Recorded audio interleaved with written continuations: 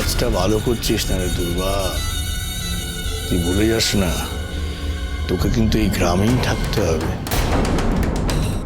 ধমকি কাকে দিচ্ছেন আপনি? তাতে তোমার কি? হ্যাঁ,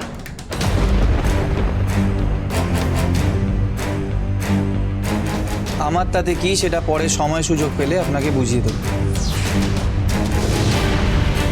তবে আপনাকে একটা কথা বলে রাখি, আমার সামনে কোনোদিনও মহিলাদের অসম্মান করবেন না।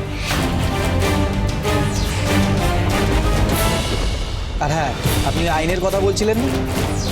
বলছিলেন যে আমরা বেআইনিভাবে এই জমি দখল করে এখানে পাইস হোটেল খুলেছি, কিন্তু এখন তো জমির মালিক এসে বলছে যে সে আমাদের অনুমতি দিয়েছে। তারপরও আপনি এখানে দাঁড়িয়ে বড় বড় কথা বলবেন, গলাবাজি করবেন, আর আমাদের সেটা মেনে নিতে হবে। যদি নিজের ভালো চান তাহলে এখান থেকে যান।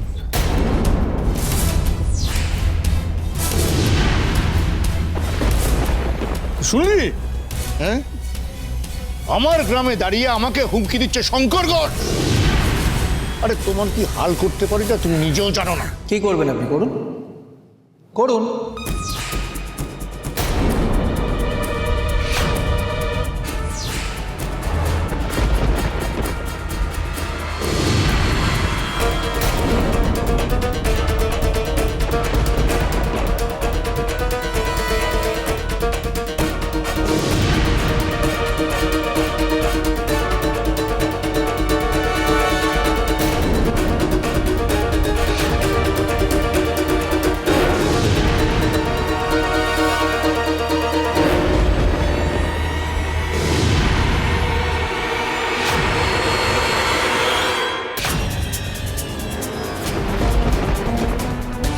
এই যে শঙ্কর ঘোষ,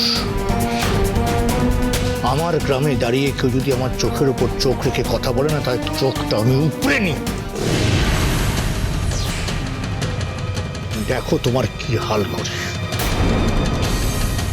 আরাধন সরকেল, কার সামনে দাঁড়িয়ে তুমি হুমকি দিচ্ছ? হ্যাঁ, যে তোমাকে তোমার এলাকা থেকে টানতে টানতে ঘর ধরে নিয়ে গেছিল, ভুলে গেছো বুঝি? যদি তোমার লোকেরা এদের গায়ে হাত তুলেছে, যদি তোমার লোকেরা এদের কারোর ক্ষতি করার চেষ্টা করেছে, তাহলে আমি তোমাকে পেটাতে পেটাতে থানায় ঢোকাবো।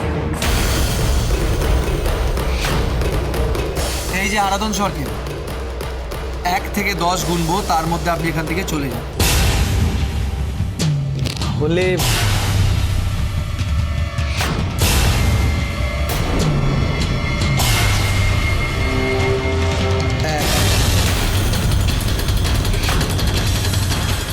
দুই, 3। এই চল এখান থেকে।